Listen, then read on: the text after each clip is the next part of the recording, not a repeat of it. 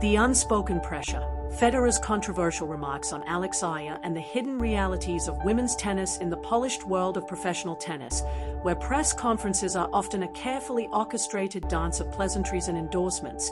A single, unguarded comment can send shockwaves through the sport. Roger Federer, a man whose name is synonymous with grace, sportsmanship, and a controversy-free career, recently shattered this decorum.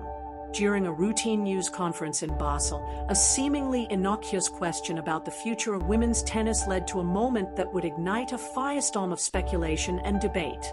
Federer, after a brief contemplative pause and a wry smile, uttered a name that would soon be on everyone's lips. Eala, however, this was not the customary praise typically bestowed upon a rising star. Federer's voice, usually a placid river of calm, took on a different current, one laced with concern, and perhaps even a hint of disappointment. Eala is extremely talented, he began, his words hanging in the air like a heavy Swiss fog. However, I'm not sure whether she's still playing her own game. The room fell silent. Journalists exchanged bewildered glances. What did he mean by that? Federer, choosing his words with deliberate care, continued to peel back the pristine veneer of professional tennis, revealing a far more complex and troubling reality.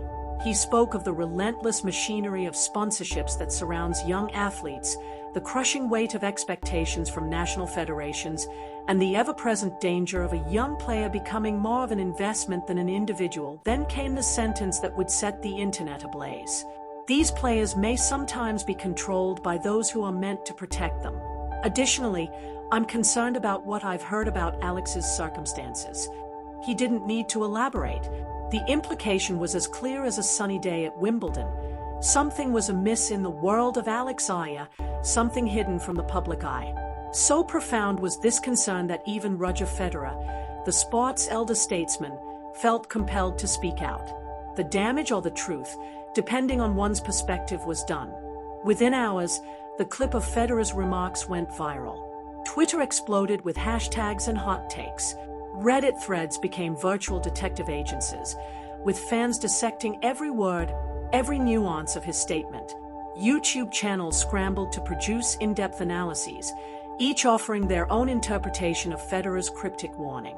The central question was as simple as it was profound.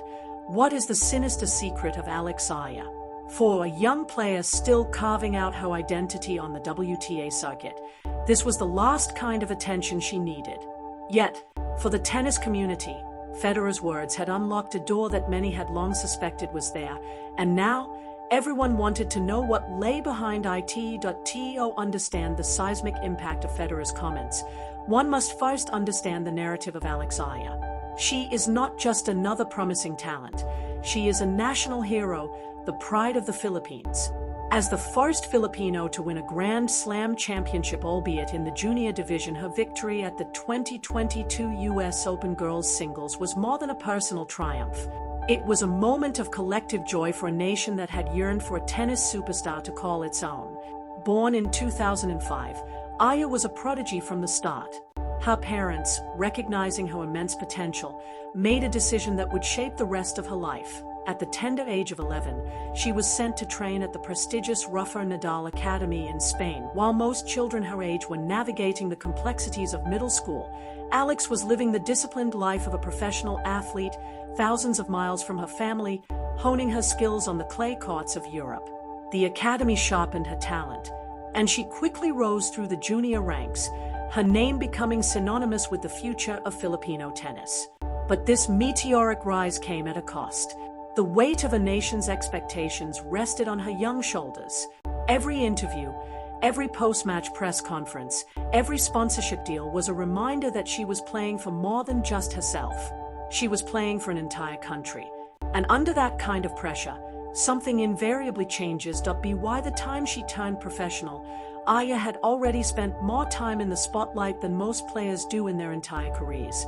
She had lucrative endorsement deals with major brands and a national federation that had invested heavily in her success. Her life was no longer her own, it was a meticulously managed brand. On the surface, everything appeared perfect. A young, gifted, and marketable star on the ascent. But insiders whispered a different story. There were murmurs of a career no longer in her control, of sponsorship commitments dictating her tournament schedule, and of recurring conflicts within her team. Federer's words gave a powerful voice to what many had been thinking but were afraid to say aloud. Could it be that Alex Eala, the tennis darling of the Philippines, was not as free as everyone believed? What did Federer know that the public didn't? And what compelled him, a man who has so carefully curated his image, to take such a public stand? While Federer refrained from naming names or making direct accusations, the picture his comments painted was hard to ignore. Sources close to the situation suggest that Federer was alluding to the immense influence wielded by various parties over Eala's career. This was not just about coaching or career guidance. It was about a young athlete caught in a complex web of sponsorship obligations, federation demands, and financial pressures that were compromising her autonomy. Early in her career, Eala had signed contracts with major sponsors that came with stringent conditions. Her tournament schedule, social media presence, and even her appearance were often dictated by what would maximize brand exposure rather than what was best for her long-term development. She was, in essence, a highly valuable product. Then there was the Philippine Tennis Association. The federation had invested heavily in Eala's career, funding her training and travel. But with that investment came a set of expectations. She was not just representing herself on the court, she was the face of an entire national sports program whose funding was intrinsically linked to her success. The pressure was immense and unrelenting. Furthermore, her coaching situation had been a source of ongoing controversy, a revolving door of coaches. Each change explained away as a search for the right fit hinted at a deeper issue. Insiders suggested that coaches who prioritized Eala's long-term development over immediate results were quickly shown the door. The message was clear: fall in line or be replaced. Federer, a veteran of the tour, had seen this pattern before. He had witnessed young talents burn out under similar pressures, their careers derailed not by a lack of talent but by a lack of agency. In Eala's situation, he saw the same warning signs, and this time, he chose to speak up. But speaking out has consequences, and the fallout was immediate and intense. The question was no longer just about what was happening to Alex Eala, but whether Federer had the right to expose it. The reaction on social media was a maelstrom of conflicting opinions. Filipino fans, fiercely protective of their national treasure, rushed to Eala's defense. They accused Federer of overstepping, of speaking on a matter he didn't fully understand, and of using his platform to create unnecessary drama. Roger Federer needs to stay in his lane, one viral tweet declared. Alex Eala is doing just fine. We don't need a retired player trying to stir up trouble. Others, however, saw it differently. Tennis pundits and longtime followers of the sport argued that Federer rarely speaks without purpose. If he was concerned enough to make such a public statement, there was likely a kernel of truth to his words. They pointed to similar cases of young athletes who seemed destined for greatness, only to burn out under the weight of external pressures. Reddit threads became a hotbed of investigative journalism, with users analyzing Eala's tournament schedule, coaching changes, and sponsorship deals, looking for patterns that might corroborate Federer's concerns. The analysis was revealing, painting a picture of a player being pushed to the brink in a relentless pursuit of results that would satisfy everyone but herself. Forums dedicated to women's tennis broadened the discussion, arguing that this was not just about Eala. It was about a systemic issue that treats young female athletes as commodities, prioritizes marketability over mental health, and measures success in sponsorship dollars rather than personal growth. Some fans demanded transparency, calling for Eala to speak out and clarify the situation. Was she happy? Did she feel in control of her career? Or were Federer's concerns justified? But from Eala herself, there was only silence. No social media post, no official statement. And in the vacuum of her silence, speculation flourished. The controversy had taken on a life of its own. What began as a single, off-the-cuff remark from Federer had morphed into a global conversation about power, control, and the hidden cost of being a young tennis star. This was no longer just about one player, it was about the entire system. The story of Alex Eala became a mirror, reflecting the uncomfortable truths about how the tennis industry treats its young stars, particularly young women.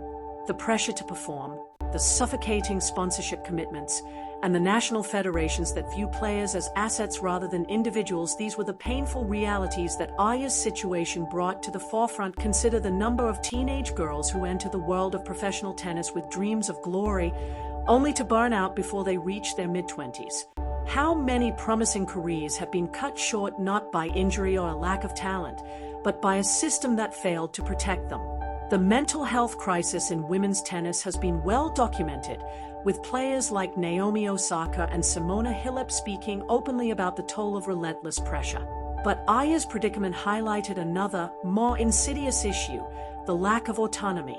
When your career is being bankrolled by multinational corporations, managed by powerful agencies, and subsidized by national federations before you're even old enough to vote, how much of it is truly yours? Who is making the decisions?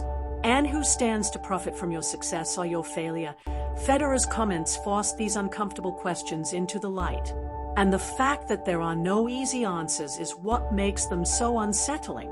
Of course, young athletes need support systems. They need funding, coaching, and guidance. But where is the line between support and control? At what point does mentorship become exploitation? The uncomfortable truth is that the tennis community doesn't have good answers. For all its progress, women's tennis still struggles with how it manages its rising stars. It celebrates them, it profits from them, but it rarely does enough to protect them. Aya's story was not an isolated incident. It was simply the latest chapter in a long and troubling narrative. And until the system changes, there will be more Alex Ayas, more young athletes caught in the crossfire between their own dreams and the expectations of others. So where does this leave us? And more importantly, where does it leave Alex Aya? In the days following Federer's bombshell remarks, the tennis world waited for a response, an explanation, anything that would bring clarity to the situation. But the silence persisted. Federer did not retract his statements, nor did he elaborate on them. He had said what he needed to say and left it at that. Some commended him for his courage, while others chastised him for dropping a bomb and walking away. Meanwhile, Alex Aya went about her business. She showed up at her next tournament. She played her matches. She smiled for the cameras. But on closer inspection, there was a subtle shift in her demeanor, a new level of caution, a guardedness in her interviews. Was she angry at Federer? Grateful? Trapped? No one knew. And perhaps that was the point. Perhaps the very fact that we couldn't tell was a testament to the truth of what Federer was warning against. A young athlete so managed, so controlled, that even her emotions were a carefully regulated performance. The Philippine Tennis Association released a brief statement defending its support of Aya and reaffirming its commitment to her development. It was polished, professional, and utterly devoid of any real answers. The sponsors remained silent. The coaches said nothing. Everyone, it seemed, was moving on. But something had changed. The conversation had started. People were now paying attention not just to Alex Aya's forehand, but to her well-being. Not just to her wins, but to whether she was truly okay. And perhaps that was Federer's intention all along. Not to create a scandal or to derail a young player's career, but to force people to look closer, to question the system, and to care about the person, not just the player. In truth, we may never know the full story of what is happening behind the scenes in Alex Aya's career. We may never know if Federer was right to speak out or if he overstepped his bounds. But what we do know is that this is a conversation that tennis desperately needs to have. The sport needs its rising stars, but it needs them to be whole. It needs them to be healthy. It needs them to have long, sustainable careers, not ones that burn brightly and then quickly fade away. Alex Aya is talented enough to be a champion. The question is whether the system will let her be.